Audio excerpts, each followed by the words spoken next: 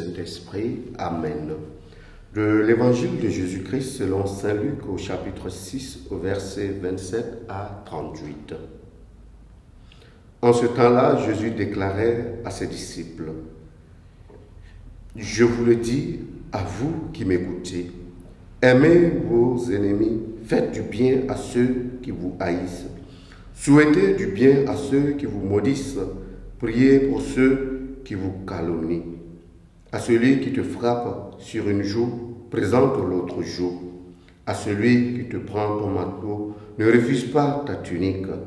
Donne à quiconque te demande, et à qui prend ton bien, ne le réclame pas.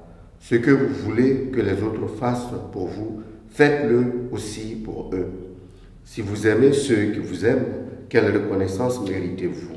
Même les pécheurs aiment ceux qui les aiment. Si vous faites du bien à ceux qui vous en font, quelle reconnaissance méritez-vous? Même les pécheurs en font autant. Si vous prêtez à ceux dont vous espérez recevoir en retour, quelle reconnaissance méritez-vous?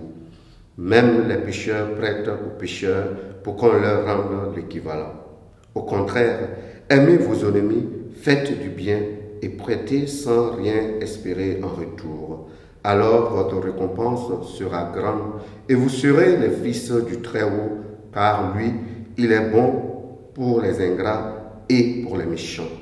Soyez miséricordieux comme votre Père est miséricordieux. Ne jugez pas et vous ne serez pas jugés. Ne condamnez pas et vous ne serez pas condamnés. Pardonnez et vous serez pardonnés. Donnez et on vous donnera. C'est une mesure bien pleine, tassée, secouée, débordante, qui sera versée dans le pan de votre vêtement. Car la mesure dont vous vous servez pour les autres servira de mesure aussi pour vous. Acclamons la parole de Dieu. Louange à toi, Seigneur Jésus. Bien-aimés dans le Seigneur, en ce jeudi 10 septembre, le Seigneur nous invite à considérer l'amour comme principe pour une action bonne, pour une action juste.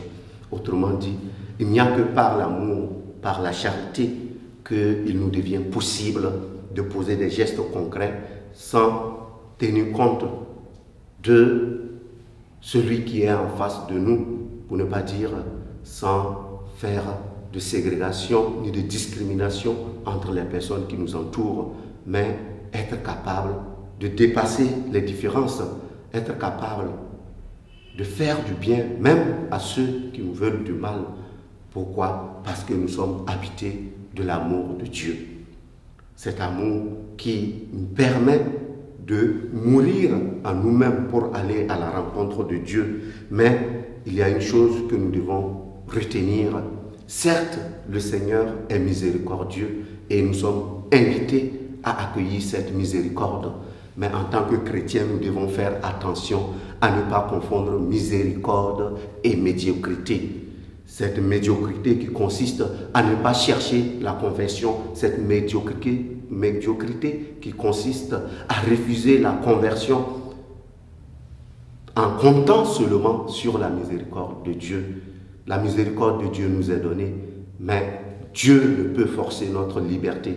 Cette liberté qui doit justement nous conduire dans le sens de la conversion, car c'est dans la conversion que se concrétise la miséricorde de Dieu.